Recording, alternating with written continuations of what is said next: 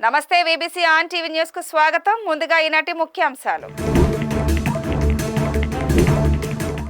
Swamitva property కార్డులను యజమానులకు అందజేసిన ప్రధాని మోడీ సరైన డాక్యుమెంట్లతోనే అక్రమాలను నివారించవచ్చని వెల్లడి. స్టీల్ ప్లాంట్కు ప్యాకేజీ పట్ల కేంద్రానికి ముఖ్యమంత్రి కృతజ్ఞత. విశాఖ ఉక్కును బలమైన సంస్థగా తీర్చిదిద్దుతామని వెల్లడి. రాష్ట్ర అభివృద్ధికి కేంద్రం పూర్తిగా సహకరిస్తుందన్న జనసేన. స్టీల్ ప్లాంట్ ప్యాకేజీ ప్రకటనతో విశాఖలో నేతల సంబరాలు. ఎన్టీఆర్ ఒక ప్రభంజనమన్న మంత్రి నారా లోకేష్. అన్ని రంగాల్లోనూ రాణించిన మహోన్నతుడని వ్యాఖ్య. ప్రధానమంత్రి నరేంద్ర మోడీ ఈ రోజు వీడియో కాన్ఫరెన్స్ ద్వారా ఆస్తి యజమానులకు స్వామిత్వ పథకం కింద 65 లక్షల ప్రాపర్టీ కార్డులను పంపిణీ చేశారు. 10 రాష్ట్రాలు 2 కేంద్రపాలిత ప్రాంతాల్లోని 50,000కు పైగా గ్రామాల్లో ఆస్తి కార్డులు పంపిణీ చేయబడ్డాయి.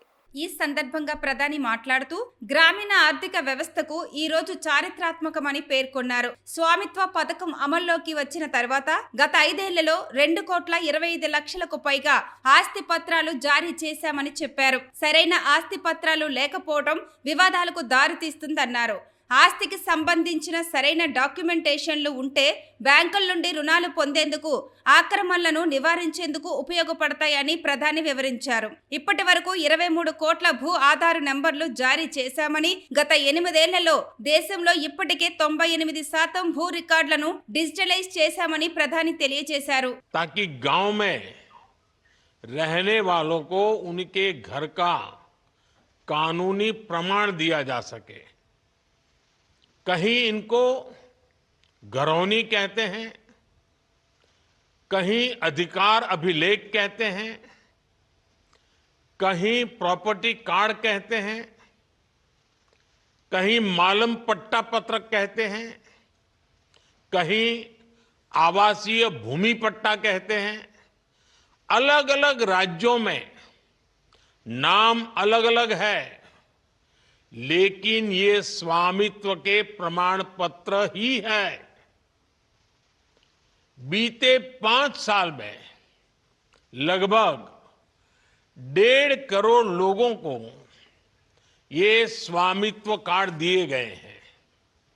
अब आज इस कार्यक्रम में 65 लाख से ज्यादा परिवारों को ये स्वामित्व कार्ड मिले हैं. यानी स्वामित्व योजना के तहत गांव के करीब 2.25 करोड़ लोगों को अपने घर का पक्का कानूनी डॉक्यूमेंट मिला है. मैं इन सभी को बहुत बहुत बधाई देता हूं, अपनी शुभकामनाएं देता हूं. और आज के इस कार्यक्रम के कारण ये जिनके पास अब ये जमीन से जुड़े अपने सरकारी पत्र आ गए हैं, तो वो कैसे इसका लाभ ले सकते हैं. अभी मेरी बातचीत हुई, उसमें से जरूर आपको आइडियाज मिलेंगे. साथियों, 21वीं सदी की दुनिया में क्लाइमेट चेंज, पानी की कमी, स्वास्थ्य का संकट, महामारी, ऐसी कितनी ही चुनौतियां हैं. लेकिन विश्व के सामने एक और बहुत बड़ी चुनौती रही है. ये चुनौती है प्रॉपर्टी राइट्स की, संपत्ति के अधिकृत कागज की. कई साल पहले संयुक्त राष्ट्र ने दुनिया के अनेक देशों में भू संपत्ति को लेकर एक स्टडी की थी. విశాఖ ఉక్కు ఆంధ్రుల హక్కు నినాదంతో తెలుగు జాతి సాధించుకున్న పరిశ్రమ విశాఖ స్టీల్ ప్లాంట్ అని ముఖ్యమంత్రి చంద్రబాబు నాయుడు అన్నారు. విశాఖ స్టీల్ ప్లాంట్ కు కేంద్రం ఆర్థిక ప్యాకేజీని ప్రకటించినందుకు గాను చంద్రబాబు, ప్రధాని మోడీ, నిర్మలా సీతారామన్, కుమారస్వామిలకు కృతజ్ఞతలు తెలుపుతూ ఉండవల్లిలోని తన నివాసంలో మీడియా సమావేశం ఏర్పాటు చేశారు. ఈ సందర్భంగా చంద్రబాబు మాట్లాడుతూ విశాఖ ఉక్కు పరిశ్రమకు ఎప్పుడు ఇబ్బంది వచ్చినా కేంద్రంలోని ఎన్డీఏ ప్రభుత్వం, రాష్ట్రంలో తెలుగుదేశం ప్రభుత్వం సమన్వయం చేసుకుని కాపాడుకుంటూ వచ్చామన్నారు. విశాఖ ఉక్కును బలమైన సంస్థగా ముందుకు తీసుకెళ్లేందుకు కలిసికట్టుగా కృషి చేస్తామని చెప్పుకొచ్చారు. గడిచిన 7 నెలల్లో అసాధ్యమైన పనులెన్నో సాధించుకుంటూ వస్తున్నామన్నారు. పోలవరం ప్రాజెక్టుకు నిధులు సాధించామని, డయాఫ్రమ్ వాలుకు శంకుస్థాపన చేస్తున్నామని చెప్పారు. అలాగే విశాఖ రైల్వే జోన్ను ఏర్పాటుకు అవసరమైన భూమిని సమీకరించి జోన్ను సాధించామన్నారు. మిట్టల్ పరిశ్రమ, విశాఖ స్టీల్ ప్లాంట్ ఏర్పాటుతో విశాఖ, అనకాపల్లి కలిసి స్టీల్ నగరంగా అవతరిస్తుందని చంద్రబాబు ఆకాంక్షించారు. 5 సంవత్సరాల్లో పూర్తిగా నిర్లక్ష్యం చేశారు. దానివల్ల కూడా చాలా ఇబ్బంది వచ్చింది. ఎన్నికల సమయంలో హామీ ఇచ్చాం.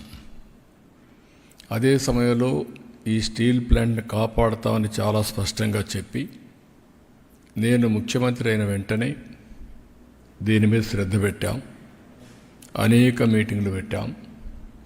ఆ రోజు మీటింగ్లో ఎంపీగా ఉండే భరత్ గారు కూడా అక్కడికి రావడం, అక్కడ ఆయన కూడా రిప్రజెంట్ చేయడం. అదే మరిగా మేము ఒక మీటింగ్ కాదు, సిరీస్ ఆఫ్ మీటింగ్స్ జరిగాయి. ఒకరోజైతే రాత్రి 12:30 గంటలకు మీటింగ్ పెట్టాం. ఆ రోజు నిర్మలా సీతారామన్ గారు చాలా బిజీగా ఉండడం, మహారాష్ట్ర నుంచి లేట్ నైట్ రావడం. ఆ లేట్ నైట్ వస్తే కాదు, మళ్ళీ నేను వెళ్ళాలి కాబట్టి ఆ రాత్రి అర్ధరాత్రి కూర్చొని సమీక్ష చేశాం. ఏదేమైనా ఒక పట్టుదలతో పనిచేశాం, చిత్తశుద్ధితో ముందుకు పోయాం. 7 నెలలు దీనికి చేసిన ప్రయత్నాలు ఈరోజు ఫలించాయి. ప్రధానమంత్రి గారు దీనిపైన సానుకూలంగా స్పందించారు. ఒక మాటలో చెప్పాలంటే ఇది అసాధ్యం అనుకున్నది సాధ్యంగా అయ్యే పరిస్థితికి వచ్చింది. ఇది విశాఖపట్నం ప్రజల అభీష్టం, కార్మికుల యొక్క శ్రమ. దీన్ని మళ్ళీ కాపాడుకోగలిగాం, మళ్ళీ ట్రాక్లో పెట్టగలిగాం. ఈరోజు 11,440 కోట్ల రూపాయలు ఈ ఇండస్ట్రీని రివైవ్ చేయడానికి ఇవ్వడం అనేది అరుదైన అనుభవం. ఈ విషయం ప్రతి ఒక్కరూ గుర్తుపెట్టుకోవాల్సిన అవసరం ఉంది. అదే సమయంలో నేను విశాఖపట్నంలో పనిచేసే కార్మికులకు అందరికీ విజ్ఞప్తి చేస్తున్నా, మనందరి బాధ్యత, మన మీద పెట్టుకున్న నమ్మకాన్ని మనం కాపాడుకోవాల్సిన బాధ్యత మన మీద ఉంది. నేను ఆ రోజు కూడా చాలాసార్లు చెప్పాను, ఈ ఫ్యాక్టరీని మళ్ళీ రివైవ్ చేస్తాం, మంచి ప్రొఫెషనల్ మేనేజ్మెంట్ పెట్టుకుంటాం. దీనికి కావలసిన వనరులన్నీ కూడా ఐరన్ ఓర్ అవన్నీ కూడా ఏ విధంగా సమీకరించాలో సమీకరించుకుంటాం. ఎన్ఎండిసి ఏ విధంగా చేయాలని అన్ని వర్కౌట్ చేస్తాం. వర్కౌట్ చేసి దీన్ని ఒక బలమైన సంస్థగా తయారు చేయడానికి ముందుకు పోతారు. ఒక హామీ ఇచ్చాం. 20,000 ఎకరాలు ల్యాండ్ ఉంది, పెద్ద ఆస్తిది. ఎక్కడ ఏ స్టీల్ ప్లాంట్ కూడా ఇంత పెద్ద ల్యాండ్ ఉండడం ఎక్కడా జరగలేదు. విలువైన ల్యాండ్ ఉంది. అలాంటి మంచి ల్యాండ్ ఉన్నప్పుడు అందరం కానీ కలిసి కష్టపడితే దీన్ని రివైవ్ చేస్తాను. నేను కూడా శ్రద్ధ పెడతాను. దీన్ని రివైవ్ చేసి మళ్ళీ కేంద్రం చేసే నిర్ణయం కూడా సరైన నిర్ణయమని వాళ్ళు కూడా ఆనందించే విధంగా మనం చేయాల్సిన అవసరం ఉంది. దానికి అందరూ కూడా ముందుకు రావాల్సిందిగా మరొక్కసారి కార్మికులకు విజ్ఞప్తి చేస్తున్నా.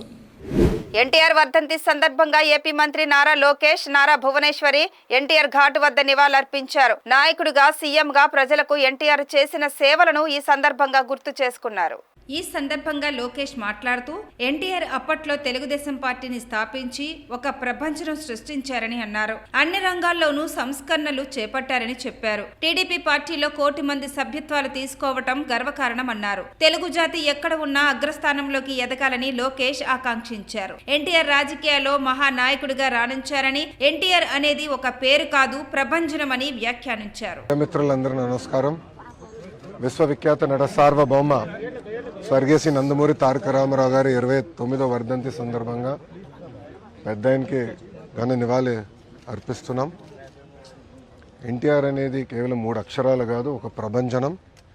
అటు సినిమా రంగంలో కానివ్వండి, రాజకీయాల్లో కానివ్వండి ఆయన నంబర్ 1గా నిలిచిన వ్యక్తి. సినిమాలో మనం ఒకసారి చూస్తే, ఆయన చరిత్రగానే ఒకసారి చూస్తే అన్ని రకాల సినిమాలు ఆయన చేశారు, ఒక మార్క్ అనేది నిలబెట్టారు. దాని తర్వాత రాజకీయాల్లోకి వచ్చిన తర్వాత కేవలం 9 నెలల్లో ఒక ప్రభంజనం సృష్టించి తెలుగుదేశం పార్టీని అధికారంలోకి తీసుకొచ్చిన వ్యక్తి అన్నా ఎన్టీఆర్. ముఖ్యమంత్రి అయిన తర్వాత కూడా రిలాక్స్ అవ్వకుండా ₹2 కిలో బియ్యం కానివ్వండి, పటేల్ పట్వారీ వ్యవస్థ రద్దు చేస్తాం కానివ్వండి, మహిళలకి ఆస్తుల్లో సమాన హక్కు కల్పిస్తాం కానివ్వండి, ఇట్లా అనేక సంస్కరణలు తీసుకొచ్చారు అన్నా ఎన్టీఆర్. అన్నా ఎన్టీఆర్ వల్లనే ఈరోజు తెలుగులో తలెత్తుకుని తిరిగే పరిస్థితి వచ్చింది. ఆనాడు భారతదేశంలో తెలుగు అంటే మద్రాసీలు అనేవారు, కానీ తెలుగు జాతి గర్వించే విధంగా ఆయన మన గలం ఢిల్లీలో వినిపించారు. ఆనాడు ఆయన బర్తరఫ్ చేస్తే కేంద్ర ప్రభుత్వంతో పోరాడి మళ్ళీ పార్టీ అధికారంలో నిలబెట్టుకున్న వ్యక్తి అన్నా ఎన్టీఆర్. ఒక వ్యక్తితో ప్రారంభమైన తెలుగుదేశం పార్టీ ఈరోజు 1 కోటి మందితో సభ్యత్వాలు తీసుకుని నిజంగానే చాలా గర్వకారణం. ఏ ఆశయాలతో అయితే అన్నా ఎన్టీఆర్ తెలుగుదేశం పార్టీని స్థాపించారో మేమందరం కలిసికట్టుగా తెలుగు వాళ్ళు ఎక్కడున్నా వాళ్ళకి అండగా నిలబడడానికి, తెలుగు జాతి ఎక్కడున్నా వాళ్ళ అగ్రస్థానంలో ఉండాలని లక్ష్యంతో మేమందరం అహర్నిశలు పనిచేస్తామని మీకు తెలుపుకుంటూ, ఇప్పుడు మీడియా మిత్రులు కానీ ప్రశ్న ఉంటే దానికి సమాధానం చెప్పడానికి సిద్ధంగా ఉన్నాం. స్టీల్ ప్లాంట్ ను ఆదుకునేందుకు కేంద్రం ముందుకు రావడంతో జనసేన శ్రేణులు విశాఖలో సంబరాలు చేస్తున్నాయి. ప్రధాని మోడీకి కృతజ్ఞతలు తెలుపుతూనే తమ అధినేత పవన్ కళ్యాణ్ చిత్రపటానికి పాలతో అభిషేకం నిర్వహించారు.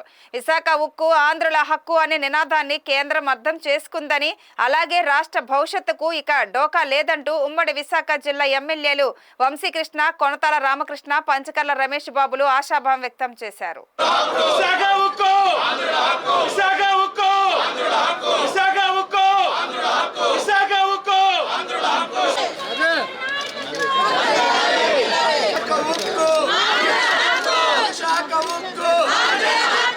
ఈరోజు విశాఖపట్నంలో ఒక పండుగ వాతావరణం నెలకొంది. దానికి కారణం విశాఖపట్నం స్టీల్ ప్లాంట్కి 11,500 కోట్లు ఇవాళ కేంద్ర ప్రభుత్వం ప్రకటించడం. ఎంతో కాలం నుంచి స్టీల్ ప్లాంట్ ప్రైవేటీకరణ చేయొద్దు, అది ఆంధ్రుల హక్కు అని చెప్పి వాళ్ళ పవన్ కళ్యాణ్ గారు, అలాగే చంద్రబాబు నాయుడు గారు, అలాగే బీజేపీ వాళ్ళు కూడా అందరూ కూడా మాట్లాడుతున్నారు. ముఖ్యంగా పవన్ కళ్యాణ్ గారు అయితే ఎన్నోసార్లు ధర్నాలు చేసి ఎన్నోసార్లు మోడీ గారితో మాట్లాడి ఇవాళ ఈ ప్యాకేజీ రావడానికి మెయిన్ కారకులుగా ఉన్నారు. ఆయనకి ఉత్తరాంధ్ర, ముఖ్యంగా ఆంధ్ర రాష్ట్ర ప్రజల తరఫున ప్రత్యేకమైన ధన్యవాదాలు తెలియజేస్తా ఉన్నాం.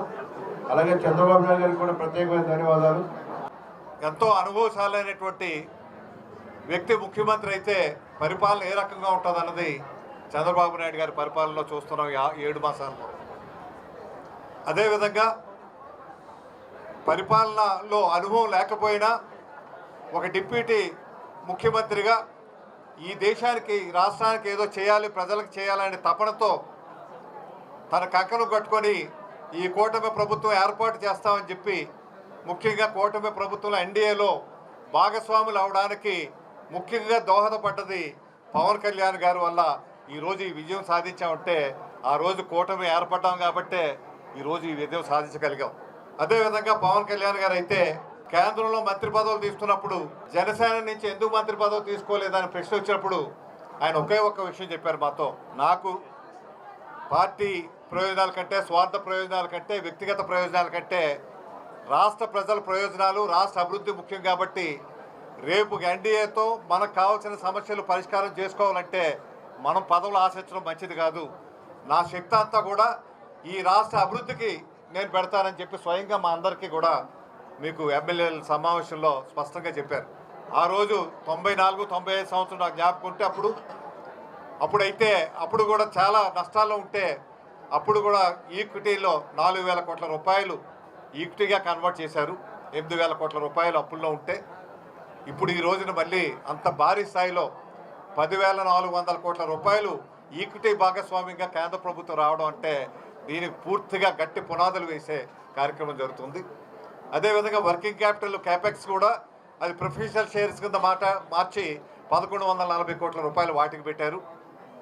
అసలు ఈ ప్లాంట్ గత 4 నెలలుగా జీతాలు కూడా లేనటువంటి పరిస్థితి ఉంది అక్కడ ఉద్యోగస్తులకి. అదేవిధంగా ఈ ప్లాంటు తను నష్టపోతూ దేశానికి మేలు చేసే విధంగా ఇప్పటి వరకు కూడా ఈ ప్లాంట్ మొదలుపెట్టాక 96,200 కోట్ల రూపాయలు ట్యాక్సుల రూపాన ఈ దేశానికి తను చెల్లించుకున్నటువంటి ఉంది. ఎక్సైజ్ కానీ, ఇన్కమ్ ట్యాక్స్ కానీ, సేల్స్ ట్యాక్స్ కానీ, ఈవెన్ మీకు డిబెంచర్స్ ఏదైతే వచ్చాయో ఆదాయంలో వచ్చిన వాటిలో ఇచ్చినటువంటివి కానీ, డివిడెండ్స్ ఒకటే 17,500 కోట్ల రూపాయలు. ఒక ఎక్సైజ్ డిపార్ట్మెంట్కే 39,800 కోట్ల రూపాయలు ఎక్సైజ్ డిపార్ట్మెంట్ కట్టింది. ఈ పరిశ్రమను మనం జాగ్రత్తగా కాపాడుకోవాల్సినటువంటి అవసరాన్ని గమనించారు. అవసరం ఉంది కాబట్టే నరేంద్ర మోడీ గారు, ప్రధానమంత్రి గారు ఇటువంటి మంచి చర్య తీసుకొని నిన్న కేబినెట్ సమావేశంలో ఒక మంచి ఆర్థిక ప్యాకేజ్ ఇచ్చారు. దీని తర్వాత క్యాపిటల్ మైన్స్ ప్యాకేజ్ కూడా అతి త్వరలోనే వస్తుంది. దీనికి నరేంద్ర మోడీ గారికి, మన ముఖ్యమంత్రి నారా చంద్రబాబు నాయుడు గారికి, పవన్ కళ్యాణ్ గారికి రాష్ట్ర ప్రజల తరపున, తెలుగు రాష్ట్ర ప్రజల తరపున అభినందనలు తెలియపరుస్తూ, ఇందులో కార్మికుల శక్తి కూడా చాలా ముఖ్యమైనది. ఈరోజు కార్మికులు నిరంతరం పోరాటం చేసి ఇది ప్రైవేటీకరణ అవ్వకుండా అడ్డుకట్ట వేసి నిల్చున్నారు కాబట్టే ఈరోజు ఈ కార్యక్రమం కూడా జరిగింది. రాష్ట్రానికి, దేశానికి సంక్రాంతి పండుగ ఒకటే అయితే విశాఖపట్నం ప్రజలకు 2 పండుగలు వచ్చాయి. సంక్రాంతి ముగుస్తుంది అనే లోపే ఇక్కడ ప్రజల చిరకాల వాంఛ, ఆశయం ఏదైతే ఉందో విశాఖ ఉక్కు, ఆంధ్రలో ఉక్కు అన్న నినాదంతో మొదలైన ఈ స్టీల్ ప్లాంట్ కాపాడుకుంటామన్న ఆ దీక్ష ఫలితం గౌరవ జనసేన అధ్యక్షులు అప్పుడు అధ్యక్షులుగా ఉన్నప్పుడు ఈ ప్రభుత్వం ఎన్డీఏ ప్రభుత్వం రాకముందు కూడా నేను మీకున్నాను అని చెప్పి మీతో పాటు నేను పోరాటం చేస్తానని పిలుపు ఇచ్చిన మా అధ్యక్షుడు పవన్ కళ్యాణ్ గారికి ధన్యవాదాలు తెలియజేస్తా ఉన్నాం. మరి అధికారంలోకి వచ్చిన తర్వాత అధికారంలో కూడా గౌరవ ముఖ్యమంత్రి చంద్రబాబు నాయుడు గారు కానీ, పవన్ కళ్యాణ్ గారు కానీ ప్రతి వేదిక మీద ఇక్కడ మీటింగుల్లో విశాఖ ఉక్కును కాపాడుకుంటామని చెప్పి తెలియజేయటమే కాకుండా మోడీ గారికి ఈ 7 నెలల కాలంలో ఎప్పుడు కలిసినా, ఎప్పుడు మాట్లాడినా, వారు వచ్చినా వీరెళ్ళినా కూడా మొదటి మాట విశాఖ స్టీల్ ప్లాంట్ ప్రైవేటీకరణ నుంచి మినహాయింపనివ్వండి, మేము కాపాడుకోవాల్సిన బాధ్యత మా మీద ఉంది, మనం ప్రజలకు వాగ్దానం చేసామన్నమాట. దాన్ని నిజం చేస్తూ 11,440 కోట్ల రూపాయలు ఈ ప్లాంట్ రన్నింగ్ కి తేవటం అనేది చిన్న విషయం కాదు. భవిష్యత్తులో ప్రత్యేక గనులు కూడా సాధించి ఈ స్టీల్ ప్లాంట్ ని 3 ఫర్నిష్లు కూడా స్టార్ట్ చేసి భవిష్యత్తులో బ్రహ్మాండంగా నెంబర్ 1 పొజిషన్ లో పెట్టే దిశగా ప్రయత్నాలు చేస్తారని కూడా తెలియజేస్తూ, మరి ఇది ధన్యవాదాలు చెప్పే కార్యక్రమం. ఒక పండుగ వాతావరణం ఈ సిటీలో నెలకొందంటే అతిశయోక్తి కాదు. రాష్ట్ర ప్రభుత్వం ప్రతి నెల 3వ శనివారం నిర్వహించ తలపెట్టిన స్వచ్ఛ ఆంధ్ర స్వచ్ఛ దివస్ కార్యక్రమాన్ని ఏలూరు జిల్లా నూజివీడు పట్టణంలో రాష్ట్ర గృహ నిర్మాణం, సమాచార, పౌర సంబంధాల శాఖ మంత్రి కొలుసు పార్థసారథి ప్రారంభించారు. ఈ సందర్భంగా ఆయన పట్టణాన్ని శుభ్రం చేసే కార్యక్రమాన్ని చేపట్టారు. స్వయంగా చీపురు పట్టి పరిసరాలను శుభ్రం చేశారు. ఈ కార్యక్రమంలో పలువురు జిల్లా అధికారులు, సిబ్బంది, కూటమి నేతలు పాల్గొన్నారు. పరిసరాల పరిశుభ్రత, కాలుష్య రహిత పర్యావరణం మానవాళికి ఎంతో అవసరమని మంత్రి పేర్కొన్నారు. ప్రజలు పరిసరాలను పరిశుభ్రంగా ఉంచాలని, స్వచ్ఛ ఆంధ్ర స్వచ్ఛ దివస్ కార్యక్రమంలో భాగస్వాములు కావాలని విజ్ఞప్తి చేశారు.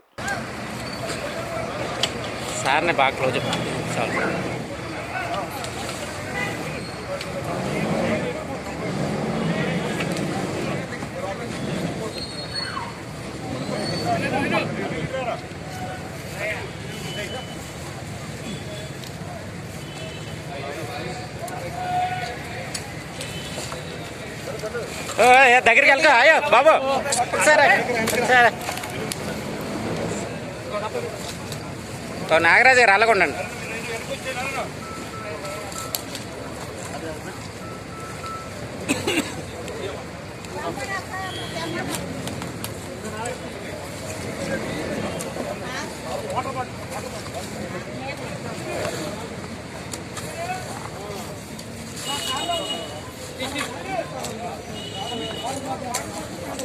ఆంధ్రప్రదేశ్ కోసం మేము సైతం అంటూ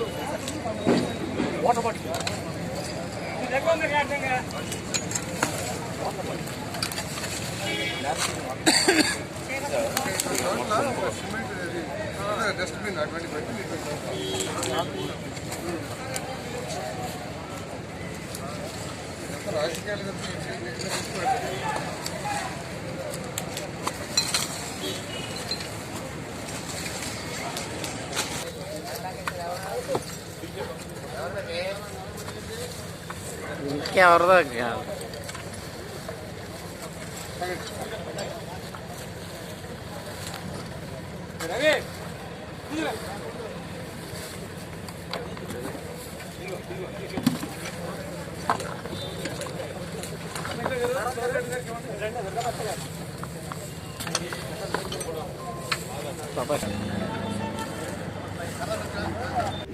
స్వచ్ఛ ఆంధ్ర స్వచ్ఛ దివాస్ కార్యక్రమంలో భాగంగా విజయనగరం కలెక్టరేట్ లో పరిశుభ్రత కార్యక్రమాలు నిర్వహించారు. ఈ సందర్భంగా కలెక్టర్ బిఆర్ అంబేద్కర్ సిబ్బంది ప్రతిజ్ఞ చేశారు. రాష్ట్రాన్ని స్వచ్ఛ ఆంధ్రప్రదేశ్ గా తీర్చిదిద్దడానికి కృషి చేస్తామని ప్రతిజ్ఞ చేశారు. అనంతరం అన్ని శాఖల అధికారులు సిబ్బంది కలిసి కలెక్టరేట్ ప్రాంగణంలో పరిసరాలను శుభ్రపరిచారు.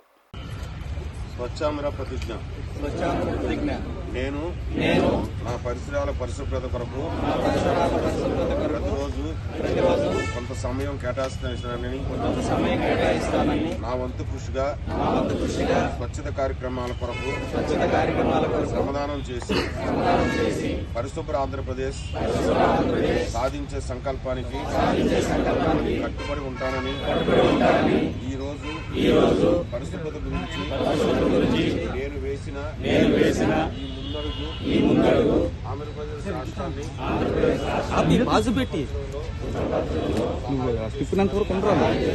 నమ్ముతూ ఈ రోజు నుండి నా తోటి వారికి కూడా స్వచ్ఛతపై అవగాహన కల్పించడానికి ప్రయత్నిస్తానని మన ఆంధ్రప్రదేశ్ను స్వచ్ఛ ఆంధ్రప్రదేశ్గా తీర్చిదిద్దేటట్లు నా వంతు కృషి చేస్తానని ప్రమాణం చేస్తున్నాను. అల్లూరు జిల్లా హుకుంపేట మండలం పరిధిలోని కొట్నంపల్లి పంచాయతీ చక్కెరపుట్టు సువపాడు రహదారిపై గుంతలు ఏర్పడి అధ్వానంగా తయారైంది. దీంతో స్థానిక ప్రజలు రాకపోకలకు అత్యవసర పరిస్థితిలో అంబులెన్స్ ఊరికి వచ్చేందుకు కూడా తీవ్ర ఇబ్బంది కలుగుతుంది. అధికారులకు ఎన్నిసార్లు గోడు చెప్పుకున్నా ఫలితం లేదు. ఎన్నికల సమయంలో నాయకులు ఇచ్చిన వాగ్దానాలు కూడా కార్యరూపం దాల్చలేదు. దీంతో గ్రామస్తులంతా ఏకమై ఇంటింటా తిరిగి చందాలు సేకరించి డబ్బులు కూడబెట్టి రహదారికి మరమ్మతులు చేయించుకున్నారు. నమస్తే సార్, మాది సక్రిపుట్టు కుట్నాపల్లి పంచాయతీ సార్ మాది. మేము మాది 70 గడప ఉంది. 70 గడప అంతే మాది సక్రిపుట్టు సారు. పైకి సువాపడి ఉంది. సువాపడికి పీటీజీ వారు ఉన్నారండి. పీటీజీ వారు అక్కడ నుంచి ఇది రోడ్డు పక్కన ఇక్కడ నుంచి ఒక కిలోమీటర్ ఉంటుందండి. పైకి పీటీజీ వారు ఉన్నారు. వారు మేము కలిసి అలాగే మేము 600 ఎత్తుకున్నామండి. మాకు సత్పయమన్నా ఇప్పుడు బండి రావాలి కదండి. ఒక జ్వరం వచ్చిన డెలివరీ టైంకి ఇక్కడ నుంచి అక్కడ మోసుకెళ్ళాలంటే కష్టం. డెలివరీ నొప్పులు అయితే ఒక ఆడదని తెలుసునండి. బాధ ఎంత కష్టాలో ఒక ఆడది భరించుతుంది ఆ కష్టాలు. ఇక్కడ నుంచి నడిచి వెళ్ళాలంటే కష్టం కదా. ఆటోలు వెళ్ళామండి. ఏ బండ్లు రాదు. మేము బండి ఫోన్ చేసామనుకో అంబులెన్స్ బండికి ఫోన్ చేసామంటే అమ్మ మీ ఊరికి రాదమ్మా, అక్కడ నుంచి మోసుకురండి అంటారు. ఇక్కడ నుంచి మోసుకెళ్ళాలంటే ఎంత కష్టం. ఎక్కడ వరకు మోసుకెళ్ళాలి మీరు? కొట్నాబిల్ దాకా మోసుకెళ్ళాలండి. అక్కడ వరకైనా సార్ బళ్ళు వెళ్తాయి ఏమైనా మామూలుగా? లేదండి, ఇక్కడ నుంచి అక్కడ వెళ్ళలేదు. బండి కూడా వెళ్ళలేదు. ఇప్పుడు ఎలాగంటే ఒక దుప్పటి ఇటు అటు ఆ దుప్పటి ఇలా కడతారండి. కట్టి మధ్య కరేస్తారు. కరేసి 2 ఇరుపక్కలు మోస్తారు. అదే మరి డెలివరీ అతనేమో కూర్చొని ఉంటుంది. అలా మోసుకుని వెళ్తారు. ఒక్కోసారి అది పై పీటీజీ అమ్మాయి మోసుకుని వస్తుంటే అది ఇక్కడ డెలివరీ అయిపోయిందండి. డెలివరీ అయిపోతే అక్కడ ఉంచేసి అలా తెల్లవారేపు అక్కడ ఉంటే అప్పుడు బండికి ఫోన్ చేస్తే అప్పుడు అతను బండి వారు వచ్చి తీసుకెళ్లారు. హుకుంపేట హాస్పిటల్ తీసుకెళ్లారు. ఇప్పుడు మీరు అధికారులకు ఏం చెప్పాలనుకుంటున్నారు? నాయకులకి నాయకులకి ఏమని చెప్పంటే మాకు రోడ్డు కావాలండి. బాబు, మీరు ఈ మధ్యకాలంలోనే మీరు స్వతహాగా ఇక్కడ రోడ్డు వేసుకుంటున్నారని చెప్పని మీరు పెట్టారు కదా, అసలు ఎందుకు మీరు స్వతహాగా వేసుకోవడానికి గల కారణం ఏంటి అసలు? సార్ నా పేరు కురసిట్టిబాబు సార్, మాది సక్రిపుట్టు గ్రామం సార్. మాకు ఇంతకుముందు అధికారులకు తర్వాత గ్రామ పంచాయతీలో కూడా గ్రామ సభల్లో కూడా మేము అధికారులకు ఫిర్యాదు చేసాం ఈ రోడ్డు కోసం. ఏ అధికారు కూడా దీన్ని స్పందించడం లేదు. అందుకని మేము మొన్న పండగతో ఇంటింట సంద 600 వేసుకొని మరి మేము మా పిల్లలకు బట్టలు కూడా సగం మందికి ఆఫ్ చేసుకుని మనకు రోడ్డు బాగుంటే మన పిల్లలు మనం అందరు బాగుంటామని సొంతంగా 600 వేసి ఇంటికి 70 ఇల్లుకి 2 ఊళ్ళు మాది సక్రపుట్ట అండి. అలాగే మాకు దాటి ఇంకో కిలోమీటర్ వెళ్ళిపోవాలి. సువాపాడు అనే గ్రామం ఉంది. అక్కడ ఈ 2 ఊళ్ళు కలిపి 70 గడపలు ఉంటాయండి మా 2 ఊళ్ళకు. అలాగే ప్రతి ఇంటిని 100 ఎత్తుకొని మరి మేము స్వతహాగా 2 ట్రాక్టర్లు ఒక జేసీపీ బండి పెట్టుకొని మరి స్వతహాగా వేసుకున్నాం సార్. మరి మేము స్వతహాగా వేసుకున్న తర్వాత ఈ పరిపాలన ఇవన్నీ ఎందుకండి ఎలక్షన్లను ఎందుకని మేము ఈరోజు మీడియా ముందుకు వచ్చామండి. అలా మేము స్వతహాగా చేసుకుంటే మరి ఈ అన్ని రకాలుగా పంచాయతీ సర్పంచ్లు ఎందుకు, తర్వాత ఎమ్మెల్యేలను ఎందుకని మేము ఈరోజు మీ మీడియా ముందుకు వచ్చామండి. తిరుపతి ఎస్వి యూనివర్సిటీలో చిరుతపులులు సంచరిస్తున్నాయంటూ తరచుగా వార్తలు వినిపిస్తున్న నేపథ్యంలో అటవీశాఖ అధికారులు అప్రమత్తమయ్యారు. జనాలు గుంపులుగా వెళ్లాలని సాయంత్రం 7 దాటిన తర్వాత యూనివర్సిటీ లోపల పరిసర ప్రాంతాల్లోనూ తిరిగే సిబ్బంది అప్రమత్తంగా ఉండాలని హెచ్చరిక బోర్డులు పెట్టారు. శేషాచలం కొండల అడవి ప్రాంతం సరిహద్దుల్లోనే ఎస్వి యూనివర్సిటీ ఉండడంతో చిరుతలు తరచుగా ఈ ప్రాంగణంలోకి ప్రవేశిస్తున్నాయని ఎస్వియు ఉద్యోగుల కుటుంబ సభ్యులు చెప్తున్నారు. సాయంత్రం 7 దాటాక బయటికి రావడానికి భయం వేస్తుందని అటవీ శాఖ అధికారులు బోనులు ఏర్పాటు చేసి చిరుతల బారి నుండి కాపాడాలని కోరుతున్నారు. నా పేరు దుగ్గయ్య. మా మిస్సెస్ ఎస్వి యూనివర్సిటీలో పనిచేస్తుంది. మేము ఇక్కడికి వచ్చి 10 సంవత్సరాలు అయింది. ఇక్కడ మేము వచ్చినప్పటి నుంచి ఎప్పుడు కూడా చిరుతలు అనేటువంటి ఎక్కువగా తిరుగుతూ ఉన్నాయి. వాటిని కట్టడి చేసేటువంటి పరిస్థితి లేదు. వెటర్నరీలో ఉన్నటువంటి బోన్లు వేసి వాటిని పట్టుకుంటే బాగుంటుందని మా అభిప్రాయం. మేము ఇక్కడ బయటికి రావాలన్నా కూడా చాలా భయంతో కూడినటువంటి పని. 7 దాటిన తర్వాత మేము బయటకు వచ్చేటువంటి పరిస్థితి లేదు. 7:30 తర్వాత కూడా ఒక 1 మంత్ ముందు ఇక్కడ మాకు కాన్ రావడం జరిగింది. కాబట్టి ఈ ప్రాంతంలో ప్రతి ఒక్కరికి ఏదో ఒక రోజు చిరుత అనేటువంటి కానొస్తుంది. జింకల అరుపులు అయితే ఎక్కువ వినిస్తుంటాయి, కానీ దాని అరుపు మేమైతే ఇంతవరకు చూడలేదు. కాబట్టి దానికి ఏదన్నా చర్యలు తీసుకుంటే బాగుంటుంది అనేటువంటి మా అభిప్రాయం. మేము భయంతో ఇక్కడ నివసిస్తున్నామని మా అభిప్రాయం. యూనివర్సిటీ వాళ్ళు ఈ బోర్డులు అవన్నీ పెట్టారు కదా, నిన్న ఈవినింగ్ మాత్రమే పెట్టినారు, ఇంతకు ముందు పెట్టలేదు ఎప్పుడు. అందులో అది ఎక్కడంటే అక్కడ నిన్న దాడి జరిగింది 1 గంట ప్రాంతంలో వేదిక యూనివర్సిటీలో. దాన్ని చూసి ఇక్కడ నిన్న ఈవినింగ్ మాత్రమే హెచ్చరిక బోర్డులు పెట్టినారు. ఈ క్వార్టర్స్ లో ఉండే వాళ్ళు ఎప్పుడు వెళ్ళి కలిసినారా మన వీసీ గారిని? కానీ వీసీ గారిని కలిసింది నాకైతే తెలియదు, కానీ ప్రస్తుతం నుంచి చాలా ఏళ్ల నుంచి కూడా ఇక్కడ చిరుతలు అనేటువంటివి కానొస్తున్నాయి. కానీ మనుషులపై నిన్న మాత్రమే దాడి చేసినారు. ఇంతవరకు అయితే ఎప్పుడు చేసినటువంటి సందర్భాలు లేవు. కుక్కలు మాత్రం ఇక్కడ మేము అన్నం వేస్తున్నప్పుడు ఒక కుక్క వచ్చి ఇక్కడ పండుకుంటున్నది. నైట్ల పూట మాత్రం దాన్ని కూడా ఎత్తుకొని పోవడం జరిగింది. కాకినాడ జిల్లా గండేపల్లి మండలం టీడీపీ యువ నాయకుడు మురారి గ్రామ ఉప సర్పంచ్ జాస్తి వసంత ఆధ్వర్యంలో ఎన్టీఆర్ 29వ వర్ధంతి కార్యక్రమం నిర్వహించారు. పలువురు నేతలు టీడీపీ కార్యాలయం వద్ద ఉన్న ఎన్టీఆర్ విగ్రహానికి పూలమాల వేసి నివాళులర్పించారు. ఈ కార్యక్రమంలో టీడీపీ నాయకులు, కార్యకర్తలు, అభిమానులు పాల్గొన్నారు.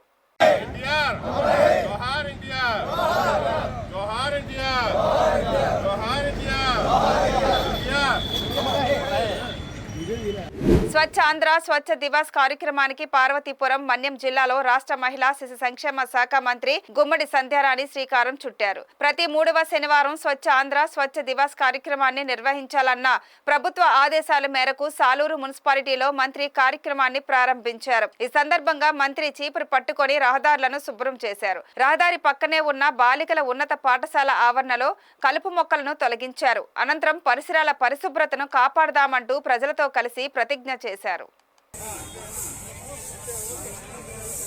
నా పరిసరాల పరిశుభ్రత కొరకు ప్రతిరోజు కొంత సమయం కేటాయిస్తానని నా వంతు కృషిగా స్వచ్ఛత కార్యక్రమాల కొరకు శ్రమదానం చేసి పరిశుభ్ర ఆంధ్రప్రదేశ్ సాధించే సంకల్పానికి కట్టుబడి ఉంటారని వేసిన ఈ ముందడుగు ఆంధ్రప్రదేశ్ రాష్ట్రాన్ని శుభ్రపరచడంలో సహాయం చేస్తుందని నమ్ముతూ ఈ రోజు నుండి నా తోటి వారికి కూడా